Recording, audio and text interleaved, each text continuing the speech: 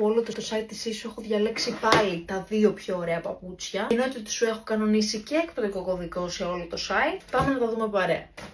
Γενικά βλέπετε τι χαμός έχει γίνει με τα λευκά mules. Δεν θα μπορούσα να μην έχω διαλέξει και εγώ τέτοιο. Το συγκεκριμένο βγαίνει σε μπέζ, μαύρο, κόκκινο και λεοπάρ. Είναι τέλειο, κομψό και θηλυκό και σου δίνει και ύψος χωρίς να σε κουράζει όμως. Δείτε πόσο ωραία υφή έχει. Φαίνεται full άνετο. Και είναι και το τέλειο παπούτσι για να πάρεις στις διακοπές. Το βάζεις και σε πιο casual και σε πιο καλές εμφανίσεις. Και το επόμενο νομίζω είναι το παπούτσι του 25. Κάτσε, πάρε και ένα κοντινό για να καταλάβεις στο περίπου για τι πράγμα μιλάμε. Εντάξει, δεν νομίζω ότι έχεις δει άλλο παπούτσι να λάμπει τόσο πολύ όσο αυτό εδώ. Και δεν νομίζω ότι υπάρχει περίπτωση να βρεις πιο ωραίο μιούλ από αυτό εδώ. Βγαίνει και σε μαύρο και σε χρυσό και σε ασημή. Για όλα τα γούστα. Ό,τι πιο κομψό, ό,τι πιο θηλυκό έχει βγάλει ποτέ η Ίσου φάση. Αν έχεις γάμους, βαφτίσια ή θες να αφήσεις και το ποτάκι σου, ρε παιδί μου, το καλοκαίρι, αυτό το παπούτσι πρέπει οπωσδήποτε να το έχεις στην παπουτσοθήκη σου. Πρόσεξε τώρα να δεις τι γίνεται. Τρέχουν ήδη εκπτώσεις στο site και έχεις και έξτρα 10% με τον κωδικό μου Εφημεία 10 να ψωνίσεις ό,τι γουστάρεις. Και άπειρες επιλογές, άπειρα μεγέθη αυτή τη στιγμή. Θα βρεις τα πάντα σε όλα τα νούμερα προς το παρόν, αλλά μπες γρήγορα γιατί έχει ανέβει ήδη νέα collection